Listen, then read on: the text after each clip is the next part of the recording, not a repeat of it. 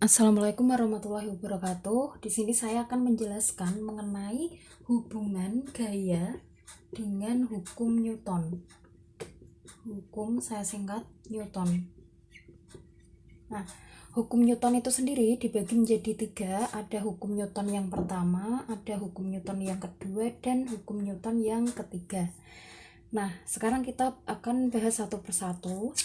Yang pertama itu ada hukum 1 Newton.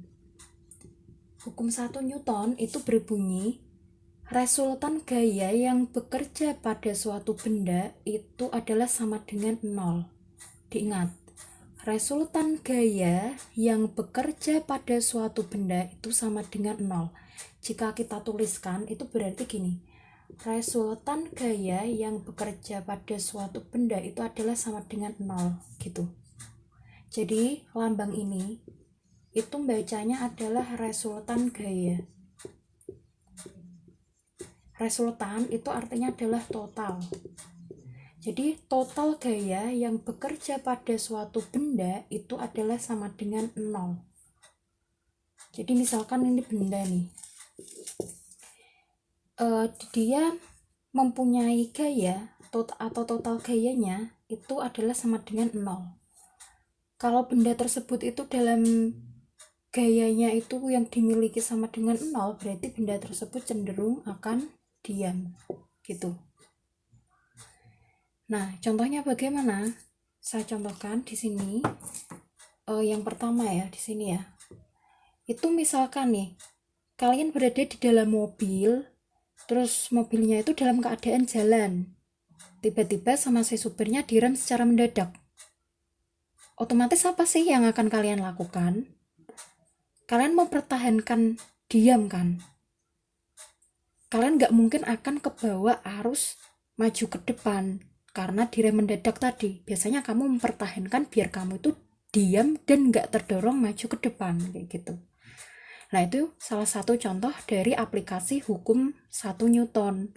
Jadi di sini ada kata diam. Di situ kalian mempertahankan kediaman atau mempertahankan kelembaban. Nah, kayak gitu. Itu tadi saya tuliskan lagi saat di dalam mobil dan kemudian direm mendadak, maka kita akan mempertahankan diam. Maka kita diam gitu ya.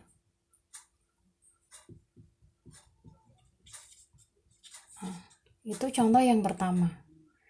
Selanjutnya ada contoh yang kedua, kebalikannya.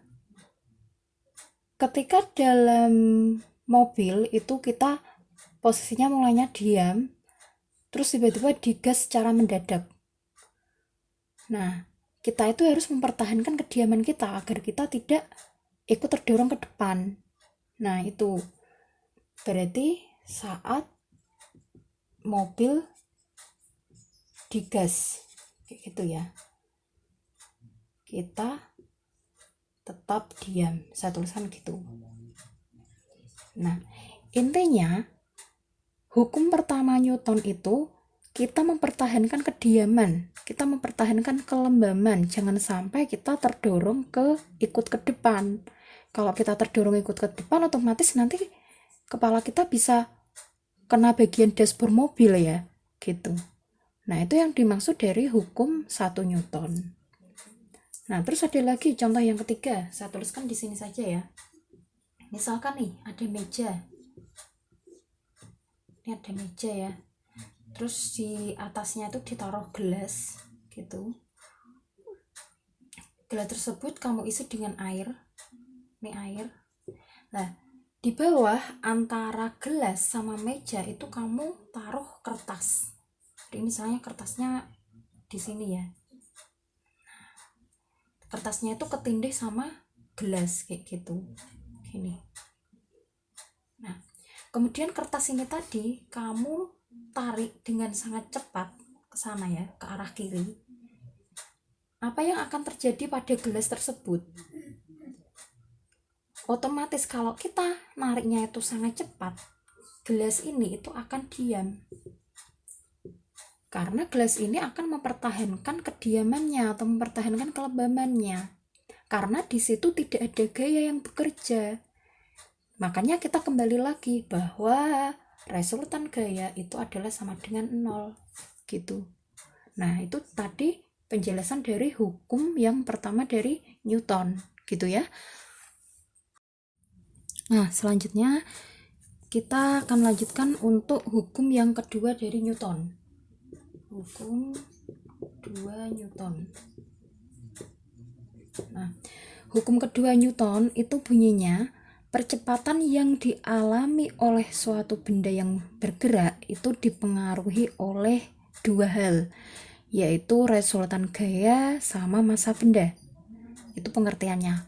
Kalau dituliskan itu ada rumus, yaitu seperti ini. Resultan gaya itu rumusnya sama dengan massa dikali percepatan. Nah, ini rumusnya ya. Jadi tadi kan bunyinya kayak gini. Percepatan yang dialami oleh suatu benda yang bergerak, ini ya percepatan ya. Percepatan itu dilambangkan oleh huruf A kecil. Dipengaruhi oleh dua hal. Dua halnya itu apa sih? Yaitu resultan gaya sama massa. Jadi antara percepatan, resultan gaya sama massa itu saling berhubungan dan hasilnya itu dirumuskan pada rumus seperti ini, yaitu resultan gaya sama dengan massa dikali percepatan gitu ya. Saya tuliskan keterangannya di sini. Ini tadi kan sigma F itu seperti pada hukum Newton pertama, yaitu adalah resultan gaya ya, atau total gaya. Satuannya itu adalah Newton. Jadi kalau misalkan kalian tuliskan angkanya berapa, banyaknya resultan gaya berapa, lah belakangnya itu satuannya. Satuannya itu adalah Newton. Lalu M itu adalah massa. Massa itu satuannya adalah kilogram. Dan A itu adalah percepatan. Itu satuannya adalah meter per sekon kubik. Nah, itu. Nah, rumus ini itu bisa digunakan dalam keadaan yang berbeda-beda tergantung soalnya. Jadi kalau misalkan soalnya yang ditanyakan adalah resultan gaya, berarti kalian mencarinya massa dikali percepatan. Kalau misalkan yang ditanya adalah percepatan, bagaimana mencarinya? Kan gitu. Nah, kalian saya berikan segitiga istimewa namanya. Nih ya. Saya tuliskan di sini. Ini segitiga istimewa. Di sini kan ada sigma F.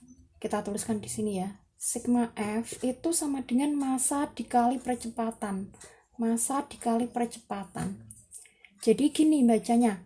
Sigma F massa dikali percepatan gitu. Ketika yang ditanyakan itu misalkan adalah A atau percepatannya, berarti bagaimana rumusnya? Jika A yang ditanya, berarti sigma F di per massa gitu.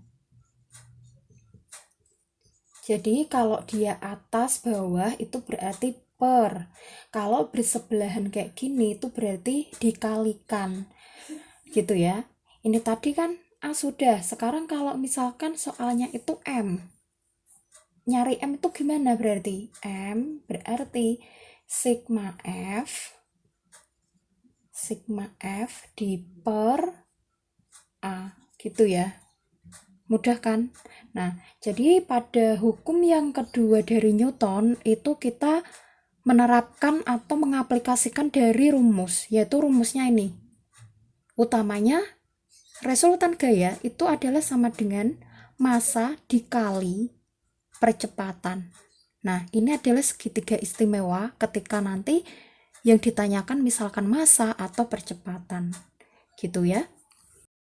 Nah, sekarang saya akan menjelaskan untuk hukum yang ketiga, yaitu adalah hukum 3 Newton. Nah, untuk bunyinya itu apa? Hukum ketiga Newton. Di sini akan saya tuliskan bahwa gaya aksi itu sama dengan negatif gaya reaksi gitu ya. Nah, kenapa di sini saya tuliskan tanda negatif atau minus? Karena nanti gaya yang diberikan suatu benda itu adalah arahnya itu akan berlawanan. Nah, maksudnya bagaimana berlawanan itu? Jadi gini, kalau kita memberikan suatu gaya ke benda, itu namanya gaya aksi. Nah, nanti benda itu memberikan suatu respon, itu namanya gaya reaksi. Nah, responnya itu akan berlawanan sama gaya aksi. Jadi kalau misalkan kita gambarkan ya, ini benda, nah kayak gini, ada dua benda gitu ya. Ketika benda A memberikan gaya aksi ke benda B, maka benda B juga memberikan gaya ke benda A. Berarti ke sana ya. Dan itu arahnya berlawanan. Makanya di sini pada F reaksi itu saya berikan tanda negatif gitu. Tetapi besarnya gaya antara aksi sama reaksi itu besarnya sama. Cuma arahnya itu berlawanan gitu. Nah, sekarang saya contohkan. Contohnya tuh kayak gini.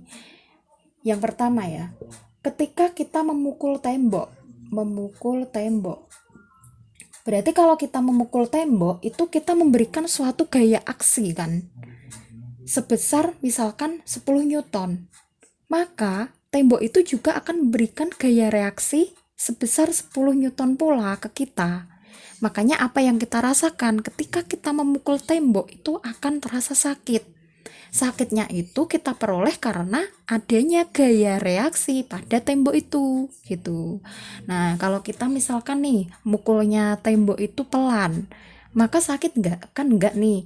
Nah, karena gaya yang kita berikan ketika memukul tembok itu kan dikit, makanya nggak sakit.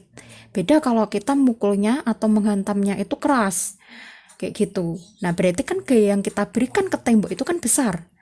Tembok itu kembali memberikan gaya reaksi yang besar pula ke tangan kita, makanya tangan kita itu terasa sakit kayak gitu.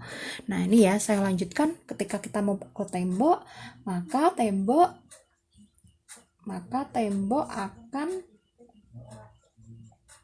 memberikan gaya reaksi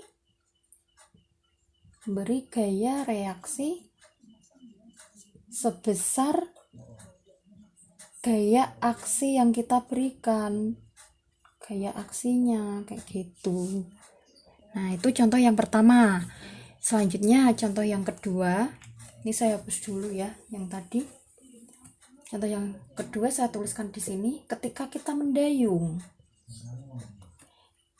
mendayung suatu perahu, kita kalau mendayung itu kan berarti arahnya ke belakang kan. Kalau kita mendayung ke arah belakang, otomatis perahunya itu akan melajunya ke arah mana? Ke arah depan kan. Nah, itu karena ada gaya aksi sama reaksi.